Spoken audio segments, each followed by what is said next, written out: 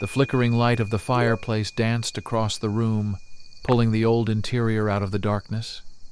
The wood, consumed by flames, crackled soothingly. The dim light, soft and warm, gently enveloped him, weary from the night's hunt. The frenzied run through the night forest, the careful waiting for the right moment, the fierce attack, and finally, the long-awaited satiation. All of it made him drowsy.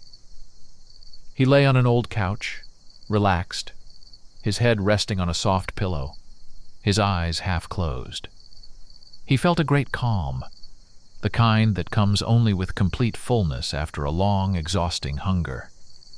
He breathed deeply and evenly, drifting in a sweet half-sleep. His body, now replenished with the necessary nourishment, was recovering, pulsating with bliss. The deep wrinkles on his frightening gray face had smoothed out a bit, and his features had become more human-like than usual. He was bare to the waist, his ashen skin softly reflecting the firelight. His body was long and sinewy, but now his belly was rounded and distended, filled with food. Several slashes were visible on his arms and chest. If someone had been able to observe the strange creature this night, they might have doubted that it was the same beast that had attacked a band of robbers in the night forest with a demonic scream. Could this long, thin figure with ashen skin really be the terrifying monster that, roaring and howling furiously, had scattered an entire gang of hardened bandits in the midnight darkness? The poor souls likely thought that Varanghite himself had come for their sinful souls. Indeed, it was hard to believe that these not particularly muscular or seemingly powerful hands had grabbed terrified bandits and tossed them around like helpless straw dolls, and that this thin body, frantically darting among the robbers, had swiftly and deftly dodged heavy blows, only to attack with incredible force and boundless fury. Yet it was undeniably these sharp claws that, piercing through rough fur clothing, painfully sank into the bodies of the doomed villains. It was these terrifying fangs that closed around their necks. It was this mane of gray hair that flashed in the space outlined by the campfire's light. Yes, here, resting peacefully, lay that very creature. From half-sleep, he slipped into full slumber. Now, intense processes were taking place in his body. The nourishment he had received was being processed, and all the nutrients it contained were eagerly absorbed by his body, replenishing what was lost during the fast. This sleep was necessary. Through it, recovery would be faster. That's why, after returning from the night raid, he had washed off the blood and dirt, lit the fireplace, and sprawled on the couch, sinking into drowsiness. He knew that when he awoke, his appearance would change slightly. He would look as if he had aged backward by a couple of 100 years. After resting, the wrinkles on his face would smooth out even more. His eyes would become clearer. His fangs would recede slightly into the bone, making them appear visually smaller. His skin would lose some of its darkness and dryness, taking on a more lively appearance. His claws would slough off and fall away, which was very convenient since they were monstrously cumbersome in everyday life. After they were gone, only small, hard protrusions of gray-black color would remain, barely larger than a human fingernail. His renewed appearance would last for about 25 days, during which time he would eat ordinary food and live almost like an ordinary person. He would go to the forest for firewood, collect some cones from the giant Aralan pine and savor its nutritious seeds by the fireplace in the evenings. Perhaps hunt a young deer with bow and arrow, and also spend time contemplating various matters, making notes, and reading a lot. These were his usual activities when he returned to his normal state.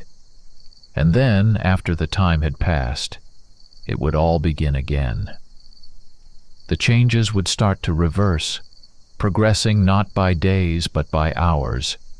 his appearance would increasingly resemble that of a monster. Frightening, restless, bloodthirsty. When a vampire begins to starve, he gains incredible strength, a strength that is hard to imagine in his thin body. His lean but oak-root-tough muscles become capable of monstrous exertion during this period. As the hunger grows, his fangs lengthen hour by hour, and his jaw aches with an insatiable desire to bite and chew. Additionally, his claws grow constantly and rapidly on his long, sinewy fingers until they reach 2.5 inches in length. It becomes increasingly difficult for a starving vampire to remain calm with each passing day. It feels like a fire is burning him from the inside. And indeed, his body temperature rises. His eyes fill with blood, and his skin becomes dry and dark gray. A vampire can survive without food for a very long time. In fact, starving a vampire to death might take several years. But he would likely go into such a frenzy that he'd smash his skull against the walls of his prison. And only flesh and blood can quench that unbearable fire within. And they must be human. Hunting animals can only partially and temporarily satisfy the hunger. And only the human body contains the substances that are absolutely necessary for the vampire, which he cannot obtain in any other way. Since all vampires were once human, they periodically require another human to temporarily and at least partially restore their humanity. That's why he left his home on a high hill amidst the Ireland forest this night, and rushed swiftly to the place where, while wandering through the thicket in search of medicinal herbs, he had earlier discovered the bandits' camp and had watched from afar as they cursed and almost drew weapons while dividing their loot. He didn't want to take unnecessary risks and had initially planned to quietly snatch just one of them, sneaking up from behind, covering his mouth, and driving his deadly claws into his neck. He would have dragged him further into the thicket and consumed his life-giving flesh. But that didn't work out. He had to fight a dozen villains, and perhaps, despite all his strength, they would have finished him off if they had been surrounded by daylight. But in the dense forest, immersed in the darkness of night, they couldn't see beyond the light of the small campfire where a couple of rabbits were roasting. He, a night hunter, could see in the dark without any trouble. He attacked, dodged blows by diving into the thickets, skillfully climbed a pine trunk, jumped from tree to tree, and again leaped in a deadly jump, with sharp claws aimed at the face and neck, grabbing an attacking hand and sinking his powerful fangs into it with a crunch. The shouts of aggression and terror only fueled the excitement of the night predator within him. But now, in this quiet room filled with soft, dim light, the ferocity of the deadly struggle was far behind. In the fireplace, the wood crackled soothingly as it was devoured by flames. He slept peacefully, content and satiated. Waking up in the morning, he felt wonderful. The freshness and lightness throughout his body delighted him. The perfect clarity in his mind, which comes only on the first day of satiation, contributed to his excellent mood. Only the memories of the unbridled bloodlust, of which he was the instrument that night, slightly marred it as always. He gathered his shed claws and placed them in an urn, already more than half filled. But if he were to collect all the claws he had shed over his lifetime, they would probably fill this entire room. The wounds he had received during the night had healed, and even the scars had already dissolved. His belly had returned to its normal size. The food had been digested and absorbed, and soon he felt the need to empty his bowels. He spent the time until noon reading Tendencies of the World by Hedwig Martis and sipping sweet liqueur made from forest berries. He had several cabinets filled with books here, and he loved to read, sitting by the fireplace and carefully turning the yellowed pages. Most of the books he had brought with him when he moved here from Caronsfold, and many others he had traded for furs and amber with merchants who led caravans along the large road that skirted the edge of the forest. Once, he not only read but actively shared his findings with the students of Caronsfold University. Professor Gottram Kane, that's what they called him back then. But that was a very, very long time ago.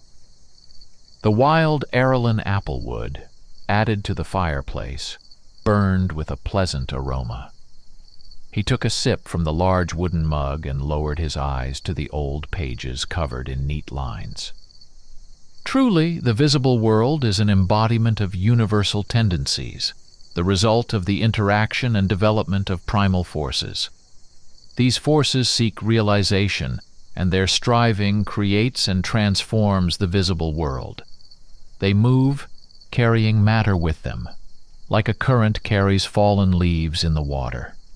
Just as the mind moves the body, so these energies set the whole world in motion.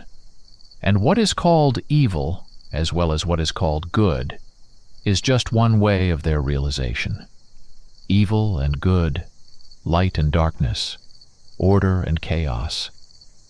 These are merely names for the deep currents in the boundless ocean of the world, which draw creatures and events along with them. To act on the level of forms, they need objectification. By incarnating in various beings, these energies find the possibility of realization. The different actions of a creature are their manifestations. All living beings become their conduits.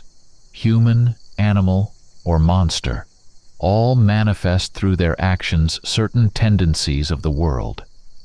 And often, to our great regret or amazement, we can see how different forces interact and intertwine, and how all of this, the good and the bad, the pleasant and the abhorrent, blends together in one being. Gottram set the book aside, leaned back in his chair, and relaxed, running his hand over his face.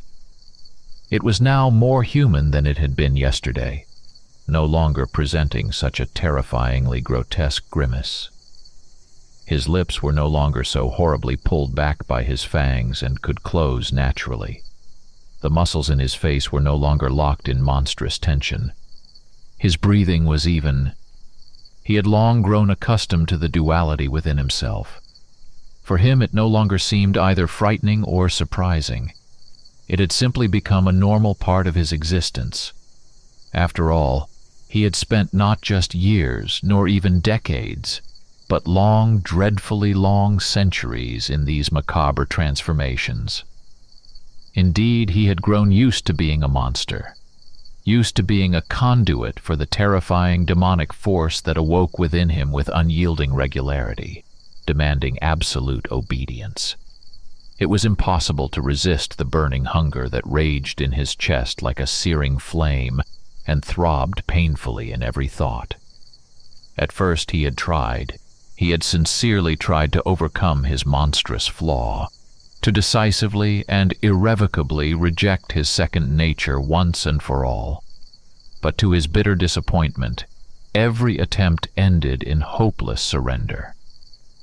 He remembered how once, when he was younger, and hunger clouded his mind with particular intensity, he had locked himself in a room and thrown the key far away through a crack under the door, then sat down on the bed in a meditative pose, trying to convince himself that he could conquer this hunger, that there couldn't possibly be anything within him that he couldn't control. But even now, having lived as a vampire for centuries, and having learned to maintain at least a portion of his human nature unclouded during times of hunger, he knew that there could be no talk of completely overcoming the nature of the monster. And then, with that locked door, the outcome had been that he had raged madly around the room, throwing furniture around, inflicting wounds on himself, howling and roaring, rolling on the floor, grinding his teeth and writhing in pain from his clenched muscles, and all the while hopelessly losing his grip on reality. It had ended dismally. When consciousness returned to him, he found himself greedily tearing into the flesh of a young girl. "Enough. I won't remember that," he muttered. He rose and approached the mirror, grim and agitated by the sudden flood of memories, and lit the lamp on the table. His gray face with pale but expressive eyes stared back at him from the glass. "The forces that move the world, they move it very recklessly," he murmured, staring into his own eyes. He opened his wide mouth and ran his tongue over the tips of his sharp teeth. "All right. Time to go check the scene of last night's brawl," he thought to himself. "Among the bandits' stolen goods there should be something valuable." He ate a few pine nuts, finished the liqueur from the wooden mug, dressed, and left, locking the door behind him with a large iron key. He was greeted by the mild autumn sun, peeking out from behind the soft, fluffy clouds drifting across the clear sky, and a fresh breeze carrying the scents of pine and heather brushed his face. The land surrounding his home was beautiful. For miles around, it was enveloped by an ancient, dense forest, tightly closing over numerous hills and plains, carpeting the valleys carved by steep ravines. The forest pressed closely against the villages from all sides, where farmers and hunters lived. In these settlements, of course, there were rumors of a bloodthirsty forest monster that attacked lost travelers. Many didn't believe these foolish tales of superstitious simpletons and boldly wandered deep into the thicket in search of mushrooms or hoping for big game. Gottrim was often glad for this, and when he couldn't find suitable prey in the forest wilderness, he sometimes visited one village or another. He also sought out suitable prey among the various riffraff that roamed the road without rest. Of course, the muted regrets in the morning gnawed at his dark gray soul. But what could he do?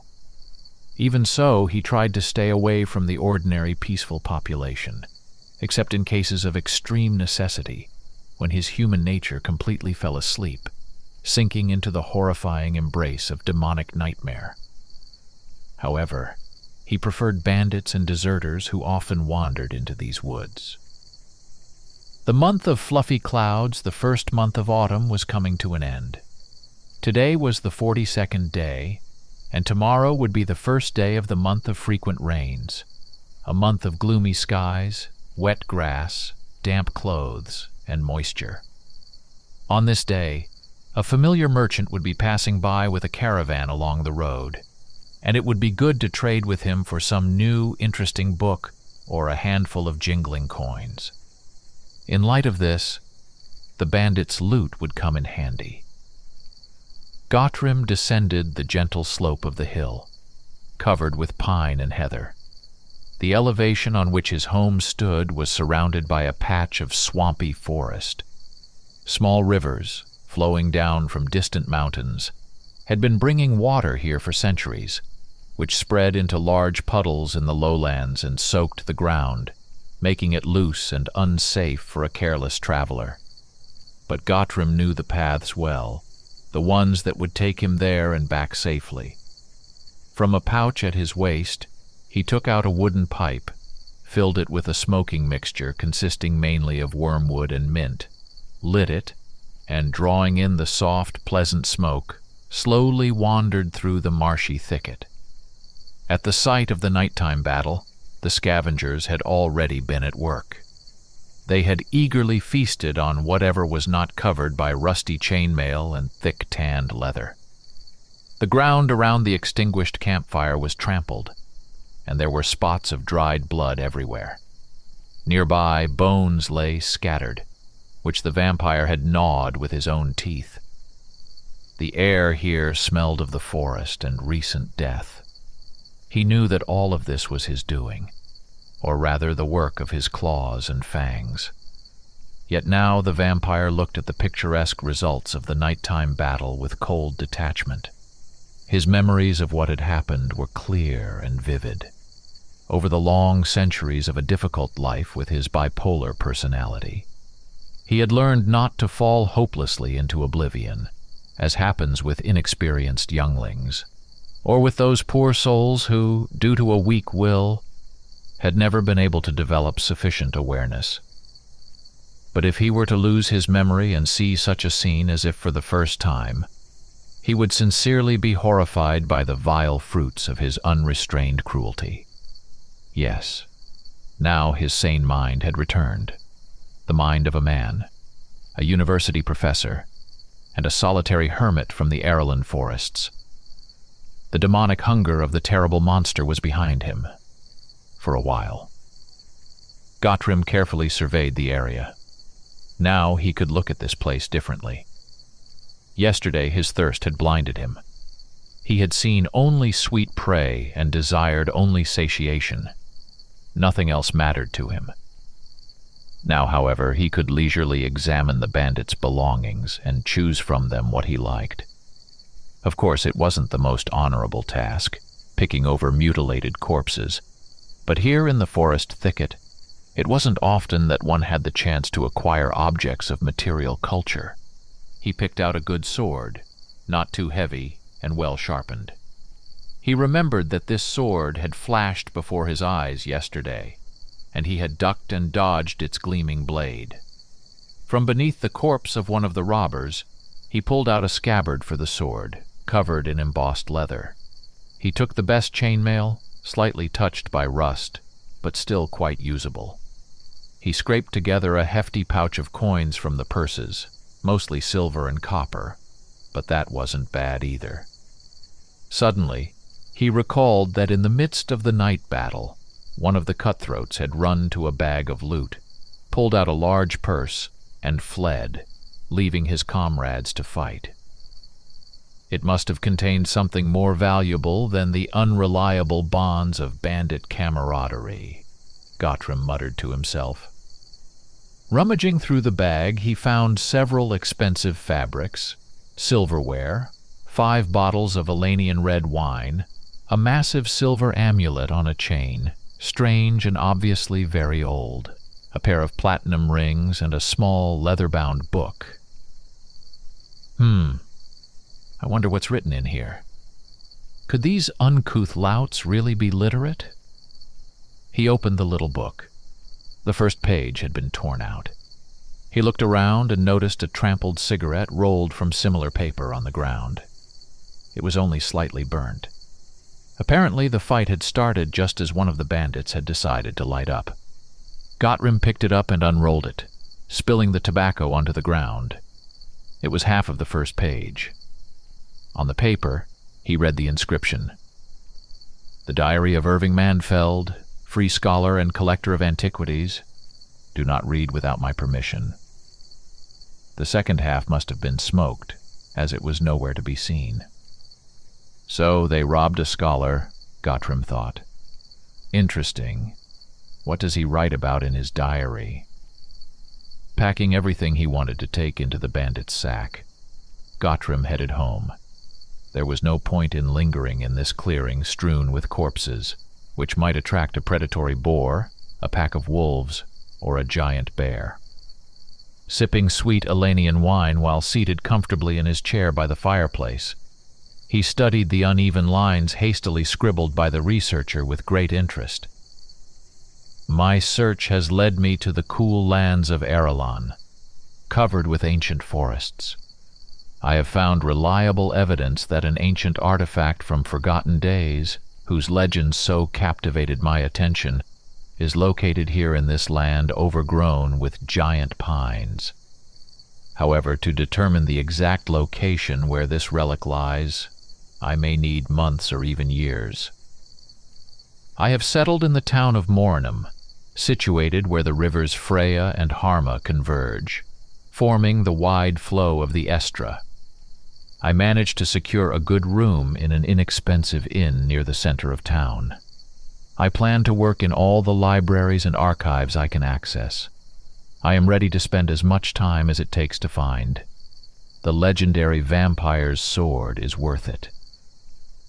Gottrim coughed and took several large gulps of the sweet, intoxicating wine. Then he stuffed his pipe with a smoking mixture and took a deep drag, lost in thought. The vampire's sword. Well, well, he muttered, exhaling pale smoke. Now that's interesting. This relic is truly of great importance.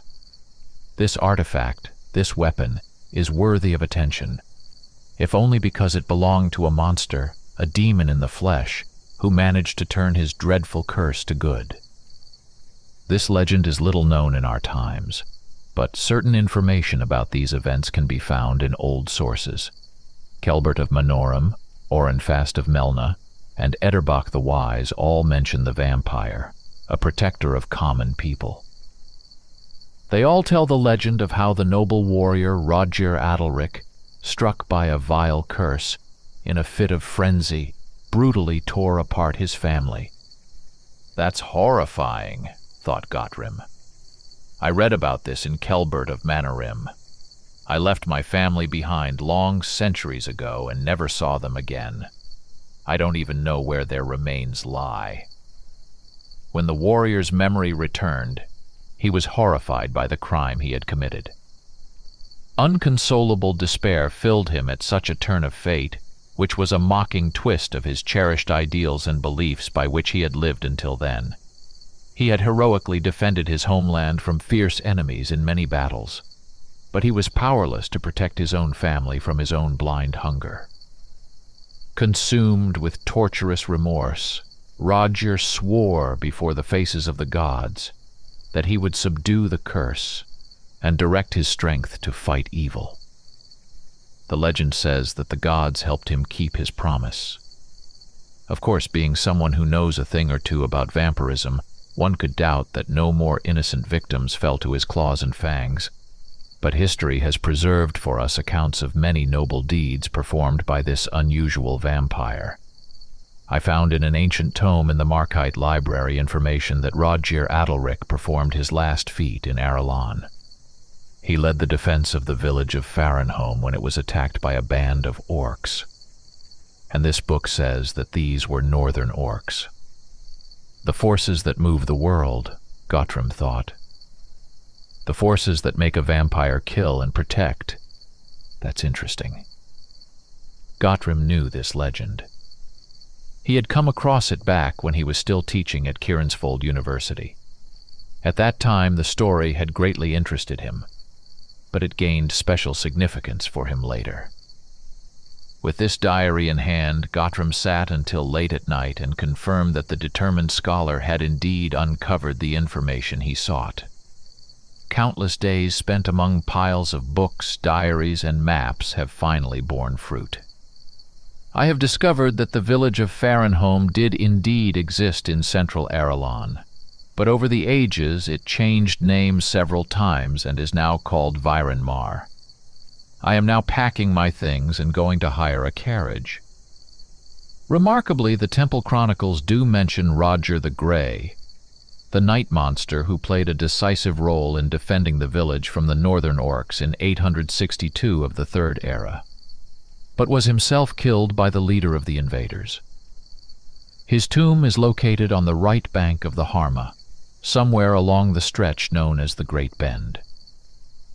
Roger was buried, as the temple manuscript informs, along with his armor and weapons. The entrance to the tomb can be opened with the help of an ancient amulet that is kept here, in the temple. As for the legendary sword itself, it is truly a unique product of dwarven craftsmanship. The legend states, and this is supported by some information I found in the sources, that this weapon was a reward to the vampire hero from the grateful dwarves for fearlessly challenging the evil that came to their gates. In the early centuries of the Third Era, a meteor shower struck the southwestern outskirts of the ancient dwarven city of Tengervort. The dwarves were frightened and were preparing to evacuate from this part of the city. But it soon became clear that the fallen stones were unlike the strange stones with sinister inscriptions. In the places where they fall, so-called mystical or anomalous zones form, where nature becomes sick, and people go mad and turn into monsters. The largest and densest cluster of such zones, as is known, is in the lands of Yumnagat. These meteorites, however, appeared quite natural, but contained a mysterious metal. When the dwarves tried to heat this new material and work with it, it turned out that it produced fine items, stronger than the best steel. The metal was quickly named meteoritite. Soon, in the part of the city hit by the meteor shower, dwarven workers were busy extracting the sky-given material from the craters. And although these stones were not like the infamous abyss shards from Yumnagat, the affected part of the city began to fill with terrible creatures. They started attacking workers and ordinary residents, and began stealing the metal the dwarves had mined. It turned out that the monsters were controlled by a powerful dark sorcerer who sensed the great magical power contained in these meteorites and sought to obtain it. The dwarven warriors who stood against the sorcerer did not have enough spiritual strength to withstand his spells. Many he forced to turn their weapons against themselves, and many more joined his dark retinue. And although there were no abyss shards here, thanks to the sorcerer's pernicious magic, this part of the city began to turn into a true mystical zone. Barricades were set up around it. The situation seemed desperate. A squad of paladins from Marcate arrived, but they did not dare enter the territory ruled by the sorcerer. It was clear that he wielded such power that even the protection of the holy warriors of Viorian would be powerless here.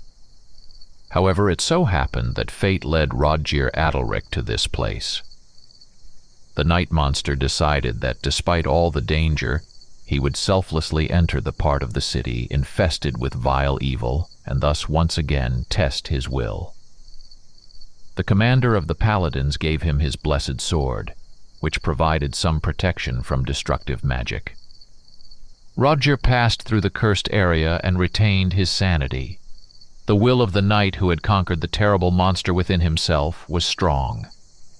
Cutting his way through many hideous creatures, he slew the wicked sorcerer and his spells dissipated. The leader of the paladins offered Adrick to keep his sword as a reward for doing their work, but he refused, not wanting to take the weapon from a noble warrior. Then the dwarves melted the paladin's sword, and mixing the dark bronze with the strange metal that fell from the heavens, they crafted two swords, equally exquisite and deadly.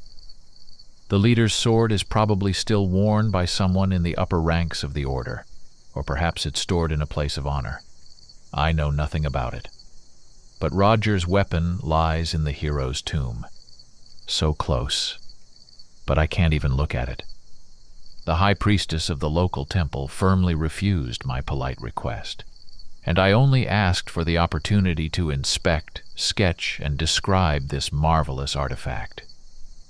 It's unbearable. I am so close to my goal. I have come such a long and difficult way, and now I am forced to let some minor obstacle block my path at the very end. She says that the tomb and sword can only be entered and taken by someone chosen by fate to continue the noble hero's path, and once again raise his weapon against the ever-vigilant evil, a definition that is, in my opinion, utterly nonsensical and vague, and no further explanations were given. The one chosen by fate. How chosen? How exactly? A temple scribe, whom I won over with a few coins, told me that the ancestors of the Virenmarians who buried Roger awaited the appearance of another vampire hero in the future. They believed that the same forces that had united and intertwined in the person of the glorious Adrick would be reborn in a new warrior, who would take up the path from where Roger had departed. And then this new night monster would be given the amulet and sword of his predecessor. The ancestors bequeathed to the Virenmarians that when they heard rumors of a new vampire hero, they were to find him, give him the amulet, and lead him to Roger's tomb, so that he could enter the hero's resting place, take his sword, and continue his work. Until that time, no one is allowed to disturb the remains or touch the hero's weapon. The records with these instructions exist in the ancient temple texts. The scribe showed them to me, even though they are not meant for uninitiated eyes. Strange that these records have survived through the Dark Ages. Of course, I cannot be the conduit of those forces that Adrick carried within him, and I am not worthy of taking his sword. But I only asked to see the blade, not to take it. Although, let's not lie to ourselves, I originally intended to take it. I am ashamed to write this, but I stole the amulet. The priestess will be asleep for a long time after the juice of the sleeping herb I added to her drink.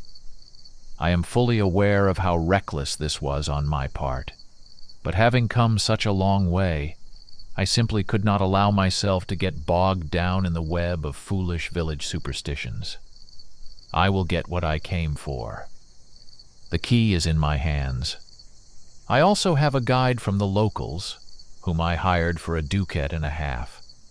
Without wasting another minute, we are setting off. Gottram sighed and set the diary aside. The sweet wine and soft wormwood smoke filled him with languor. He felt drowsy and had no desire to resist it, especially since important matters were planned for the next day. As the sun dipped lower in the sky, he crossed the Harma River using a raft hidden in the coastal thickets. Now he needed to venture deeper into the forest and through the thicket to reach the hills.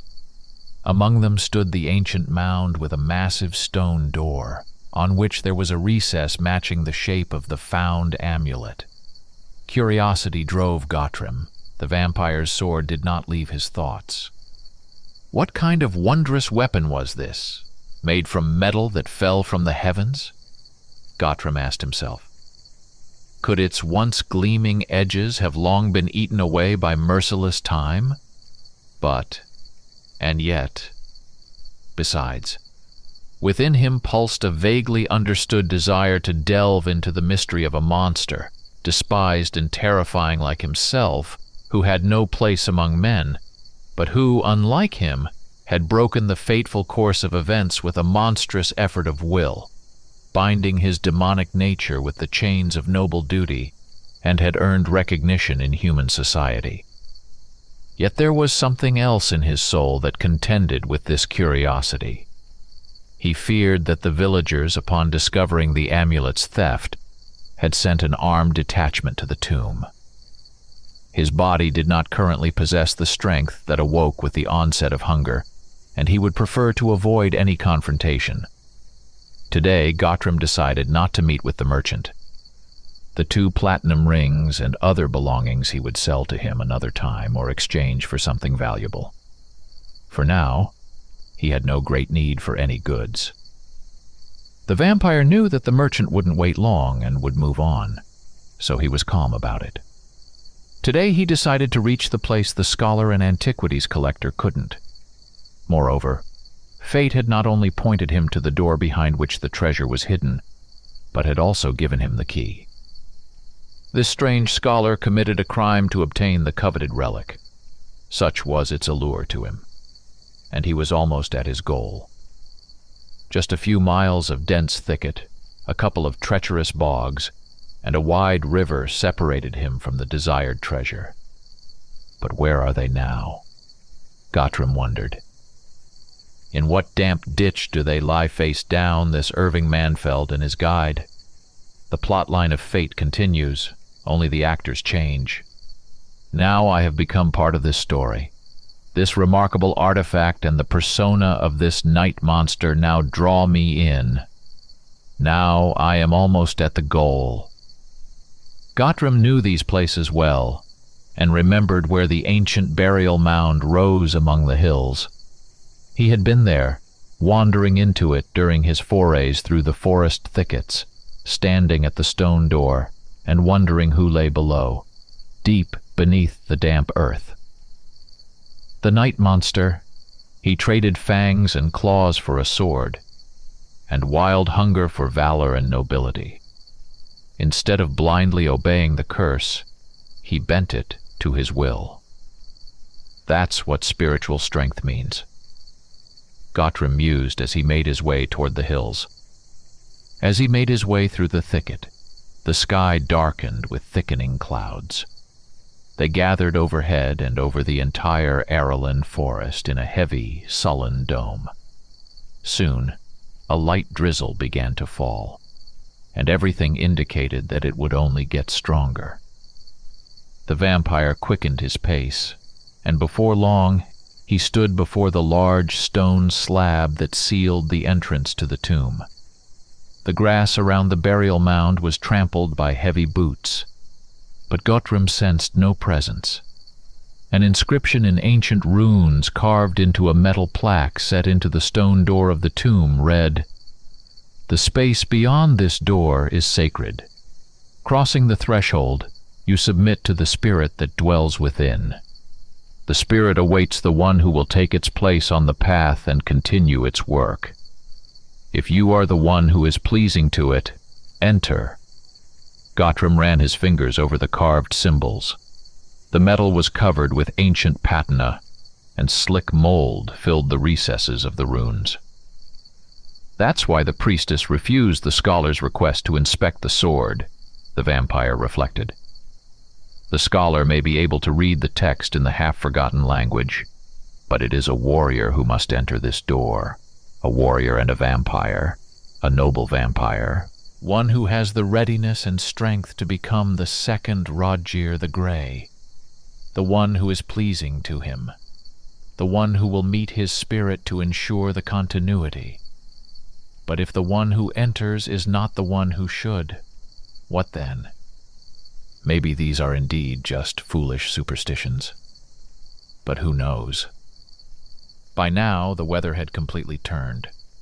Light, timid drops were replaced by a relentless downpour, and the furious wind, attacking from all sides, whipped the clothing and hair of the lone pilgrim. Gottram removed the ancient, heavy amulet of unusual shape from his neck and placed it into the recess on the stone door, after first cleaning the damp moss and dirt from it with his fingers. Inside the recess was a mechanism of dark yellow metal. At first, nothing happened. He pressed the amulet into the hollow more firmly and twisted it. Several clicks sounded, and the massive door seemed to shudder. Gottram pushed with all his strength, trying to open it, but the enormous slab didn't budge. He twisted the amulet again and tried once more to push, leaning his shoulder into it and sliding his soles across the wet ground. Suddenly the door gave way, and he nearly fell into the opening. He could have sworn that some unknown force had suddenly aided him. It seemed as if someone had pulled the stone slab from the inside. Crossing the threshold and adjusting his soaked clothing, he lit a torch, revealing steep steps leading deep down. Outside, the fierce rainstorm raged. Its sound and the smell of freshness were now pleasant as he stood under the heavy stone ceiling, shielded from the lashing torrents of heavenly moisture. It was dark outside. Night was approaching, and the dark clouds completely obscured the already timid rays of the setting sun. The torch crackled and smoked, its restless light flickering on the stone walls, illuminating the carvings that adorned them, ancient works of art. Standing on the steep steps, Gottram raised the torch higher and examined the stone-carved scenes. On them, a man with a fearsome face traveled along a wide road, struggled through dense thickets, fought monsters and groups of armed men, cautiously stepped through the streets of a ruined city, climbed an elevation to a sinister mage, deflecting lightning bolts with his blade meditated by a campfire, shattered the shackles of prisoners, stood bowed before an altar. There was also an image where he, plunging his sword into the ground, consumed a human body, bent over it like a predatory beast, but it was unclear to which period of Roger's life this scene belonged. Gottram descended. Reaching the bottom of the stairs, he found himself in an underground chamber, the walls, floor, and ceiling of which were made of massive stone slabs. The trembling light of the torch disturbed the darkness of the ancient tomb for the first time in many centuries. In the center stood a stone sarcophagus, adorned with ornamentation and ancient runes, with chests of burial inventory placed along the walls. Here the walls were etched with writings, the text arranged in blocks framed by beautiful borders. This was a large epitaph to Roger, divided into chapters, in which he was called the faithless son of chaos, who opposed the darkness that bore him. Each chapter described some feat of the hero or important event from his life, or simply praised his positive qualities. It also foretold the appearance of a new vampire hero who would take his place on the path. After reading several chapters, Gottram approached the sarcophagus. The lid of the sarcophagus was made of pitch-covered wood, reinforced with metal plates, and adorned with inlays and carvings. Encircled by an ornate pattern, an inscription read, "Here lies Roger Adrick, the night monster, whose appearance frightened people, yet whose hand always raised a sword to protect them." After a moment of hesitation, Gottram pushed the lid aside with great effort. When he raised the torch above the open sarcophagus, an unusual fanged skull, covered in remnants of hardened skin, stared back at him with empty eye sockets. Its lower jaw had fallen away, revealing a macabre maw, either for a monstrous smile or a silent scream. The ancient hero's head lay in a pool of gray hair, exactly like Gottram's own. He saw old bones dressed in the remains of once exquisite and reliable armor.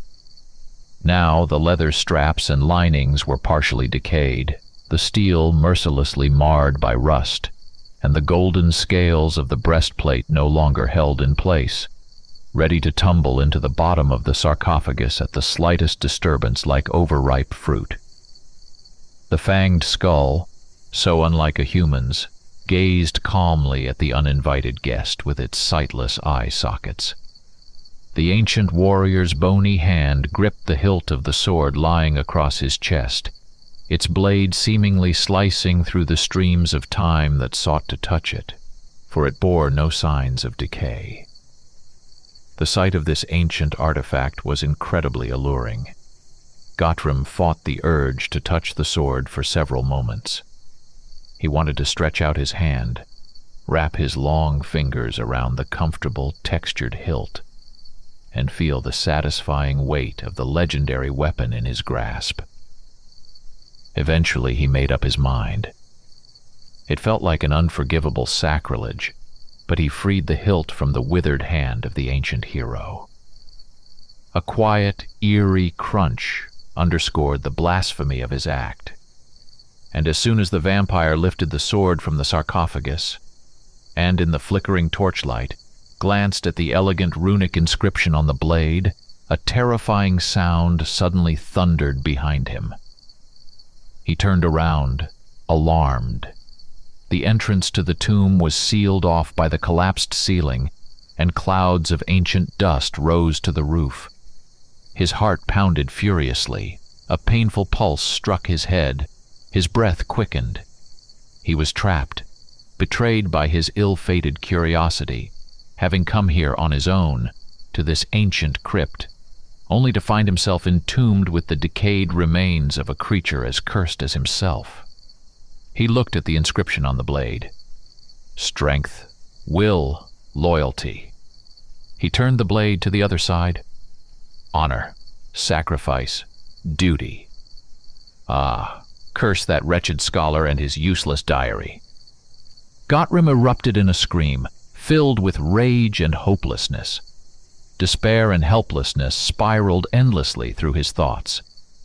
The grim, cold crypt, ominously silent and unpleasantly damp, had become his final resting place, a mocking and treacherous trap set by fate for the lonely, incautious hermit.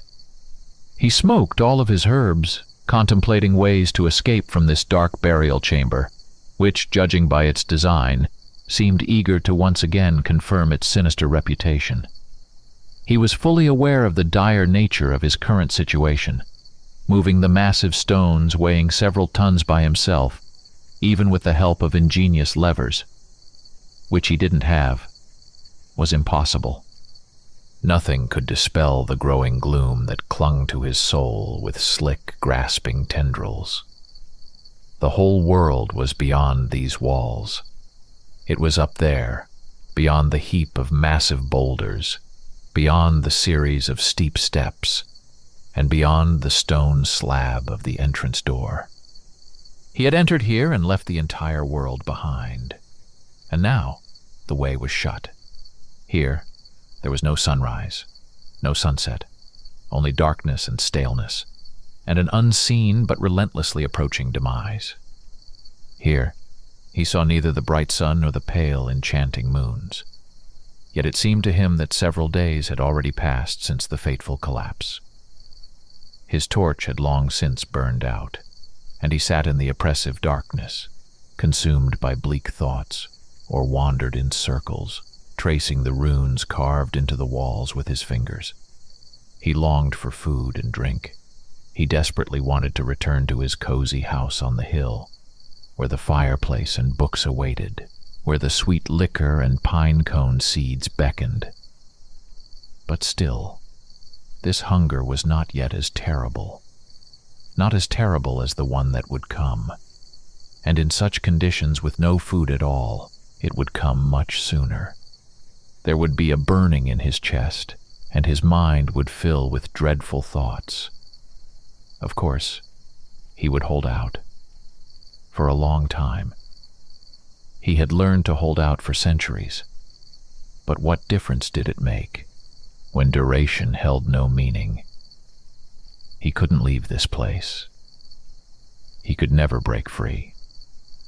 This was not the room with the wooden door and unreliable windows where he had once locked himself. He couldn't leave this room. And despite his centuries of experience, he wouldn't be able to hold on to his identity forever.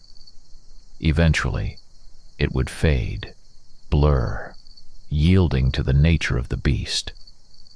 He would wear his claws down to the bone, scraping at the stone in a mindless attempt to escape and quench his thirst. He would batter the walls in hopeless fury. And again, Gottram thought, that dark wave will engulf me and rob me of clarity. Eventually, consciousness will retreat. This demon cannot be defeated. He would gnaw on the old bones of the hero. Oh, madness and tragic absurdity. The hero, a monster just like him. Painful, agonizing turmoil. But still a hero. And he would die here. His remains would also lie in this crypt. But before that, years would pass. Whole years of frenzy and decline. This is a small semblance of life itself, Gottram thought, sitting on the edge of the sarcophagus, his head bowed in the pitch darkness. Perhaps not my life, but the lives I have taken. After all, in the end, even the entire world is in some ways like this crypt. Of course, it is large, enormous, but still limited, and hostile. And the creature trapped within it, in this vast snare, suffers hopelessly from its destructive influences throughout its entire life, knowing that sooner or later it will perish from them. But I could have lived forever. I am an unnatural monster, in whose fate blessing and curse are intertwined. I could have lived forever. But here, in this dark stone cage, I am reduced to the state of a poor, limited creature, like those whose flesh I have consumed for centuries. His own life had been far from as brief as the lives of mortals untouched by the fatal hand of the curse, but still the world had been a trap for him too. Dwelling within it, he had sown suffering and suffered himself, helplessly succumbing to his dark instincts. His hands, his claws were stained with the blood of the guilty and the innocent, the blood of murderers, robbers, deserters, travelers, merchants, hunters, townsfolk, and peasants, men and women, adults, and even small children. Gottrim winced at the memory. Their warm, salty blood had been sweet to him. Their fresh flesh filled him with blasphemous bliss. He devoured them with relish, with exultation, but above all, he was himself devoured by his inner demon. He consumed their flesh, and the curse mercilessly consumed his soul. He was a monster. He had always known that. But now, this realization was like the edge of a knife aimed at his heart. Now he understood it with painful clarity. All his life, a painful thorn had lodged in him, something contrary to his nature. He admitted to himself that he was tired. Over the centuries he had grown weary of being the battleground, this endless struggle within him, viscous and unceasing. When the curse first manifested, it was sudden and horrifying. Over time, he grew accustomed to it, adapted, gave in, resigned himself, allowed the demon to lull his humanity to sleep. But now, in light of such a dismal prospect, the painful conflict sharpened and exposed itself. His life, his long, centuries-long path, marked by crimes, madness, and the pangs of a restless conscience, his strange existence now seemed to him simply sad and meaningless. But there will be no more meaning in my death either, Gottrim thought. Yes, this is a pointless and absurd situation. It will be a pointless and absurd death. The death of one who, with enough caution, could have lived forever. But still, this event carries something within it, something fateful. All my life, I approached the brink but never crossed it. I couldn't make the choice. That choice was beyond me. I hesitated at the edge, unable to step forward. Now fate has pushed me from behind. The viscous passage of time oozed like sap from a wounded tree trunk, slowly, monotonously, uniformly, relentlessly bringing him closer to the ordeal. The oppressive atmosphere dulled his senses. He sat motionless on the edge of the sarcophagus in pitch darkness, his head resting powerlessly in his thin hands. Before him, a thick red candle burned brightly, one of those with which the prudent villagers had provided the deceased, so he could light his way to the afterlife. Finding these candles in the old, rotten chests, Gottrim used them very sparingly. He sat in a meditative pose on a platform made from his clothing. His back was straight, his eyes closed, exuding concentration. He was bare to the waist, his chest heaving with frequent breaths. The face, framed by a mane of tangled gray hair, was the face of a monster. Sharp, thick fangs protruded from his pulled-back lips. Drool dripped from his maw, trailing down his matted gray beard onto his chest and pants. Thick, silver eyebrows were furrowed over his closed eyes. His eyelids twitched nervously. Deep furrows of wrinkles marred his dark, dry skin. The face, repulsive and terrifying, twitched with tension. His body was even more emaciated than usual, withered by hunger and strain. Thin but tightly drawn muscles were taut beneath the ashen skin like strained ropes. His long-fingered hands, like coiled springs, rested on his knees. On the floor around the red candle, 10 lethal claws were scattered. When his mind cleared a little, he had carefully trimmed them with the sharp blade of the sword. His sword, which he had taken from the hands of the ancient hero who had conquered his curse. Time dragged on in a depressingly slow crawl. Many hours passed, during which he found no peace. He howled and growled, rasped out terrible curses into the darkness, which echoed off the cold stone walls. He savagely attacked the heavy stones with all his multiplied strength, monstrous but insufficient, and then he writhed on the floor in fits of impotent rage. Eventually, realizing with his fevered mind the futility and maddening absurdity of his madness, he paced back and forth in the grim, dark crypt, sat on the edge of the ornate sarcophagus and talked to Roger's skull. But it didn't answer. Time pressed on with a suffocating slowness. He knew that his end was near, but it approached agonizingly slowly. He spent entire months in his stone cell, in hunger and darkness. After some time, the thunder stopped, its muffled rumble no longer reaching him through the layers of earth, which meant that the month of rains had ended. And then it gradually grew colder and colder, until the fickle autumn had exhausted itself. He realized this when even his inner fire couldn't quell the shivers. Arellan winters are harsh, generous with snow and merciless with frost. Time crept along powerlessly in the cold darkness. 4 long months of winter seeped through the world, draining his strength. Each month lasted 42 days, and each day felt like an eternity.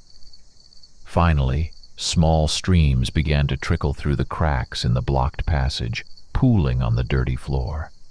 He drank this water greedily, mixed with ancient dust. Spring brought blessed warmth, and nature up above began to revive and renew, pulsing with life. But his own strength, deprived of any sustenance, only withered hopelessly.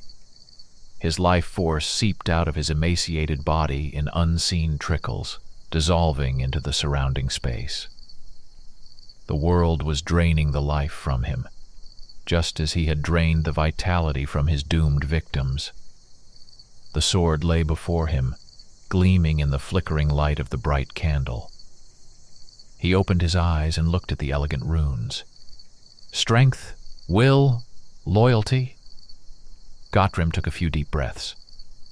Honor, sacrifice, duty, he muttered incoherently, his teeth chattering as he let the sticky saliva drip from his mouth. Madness hadn't left him. It had only receded slightly, finding no suitable outlet.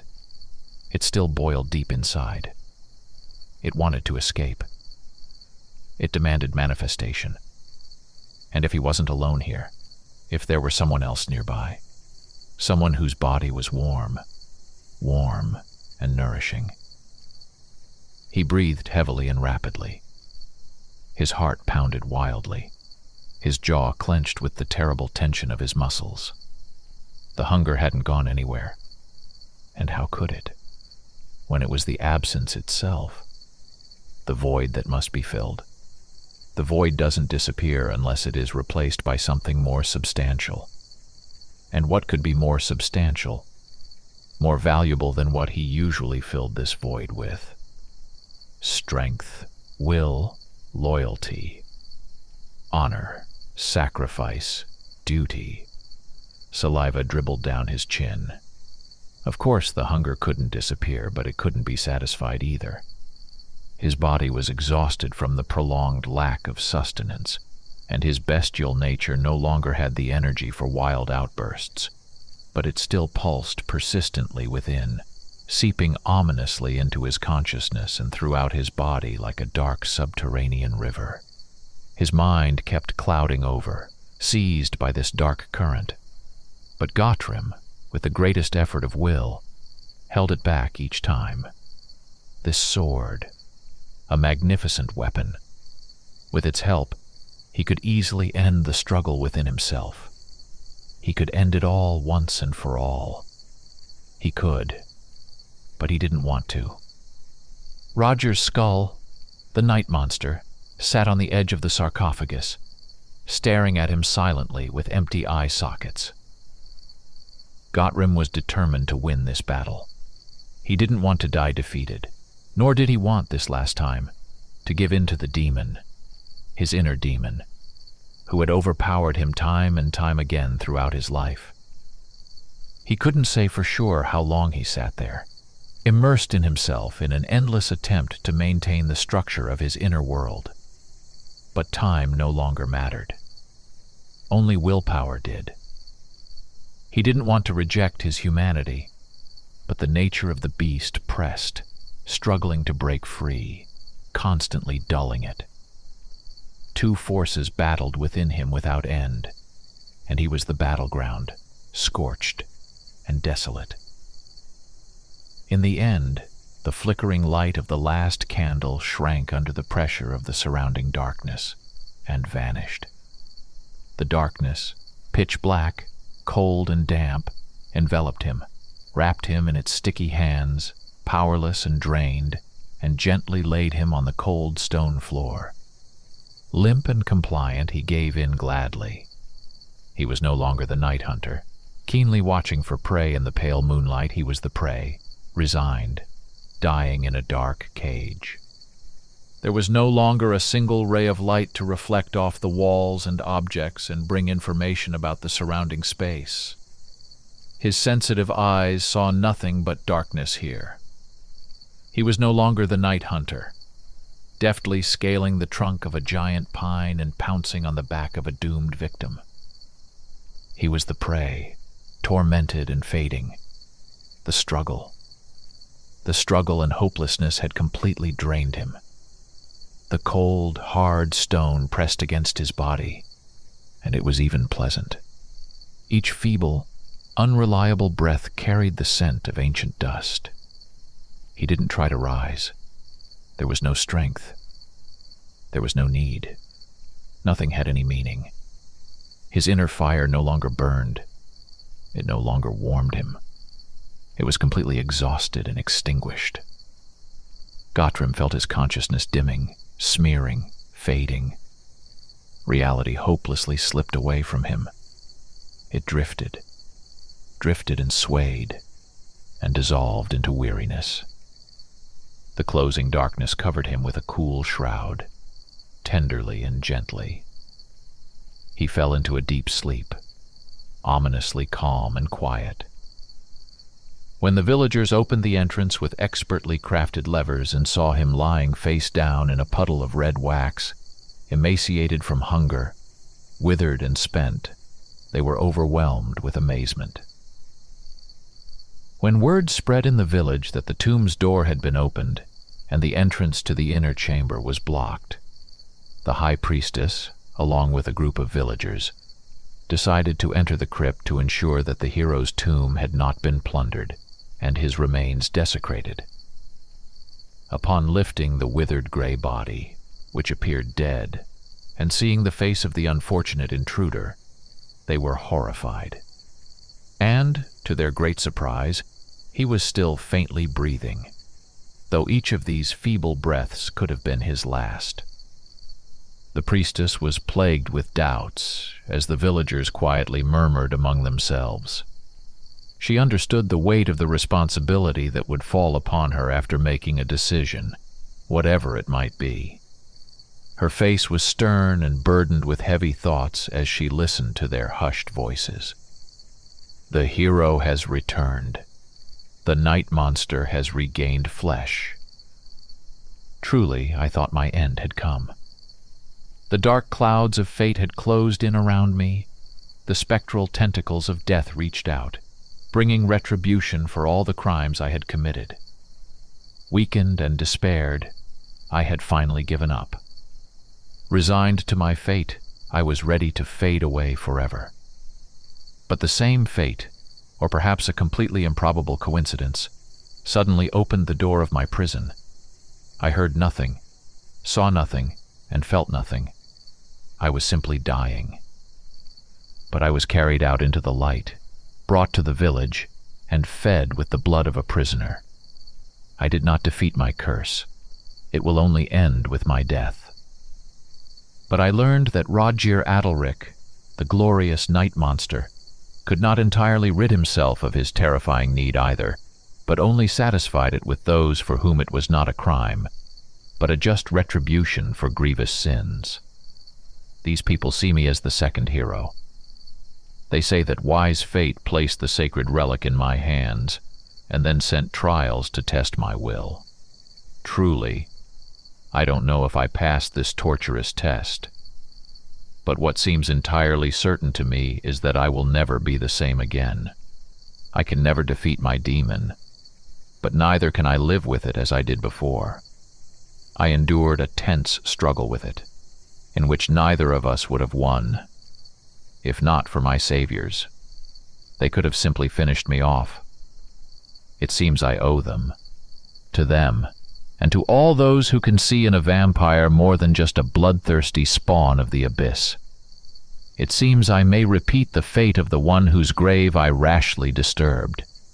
In any case, I will never be the same again. He set aside the quill, stood up, and walked to the mirror. His sword stood, propped against a small table. He looked into his own eyes in the reflection. His face was almost human again. But he knew all too well the full significance of that almost.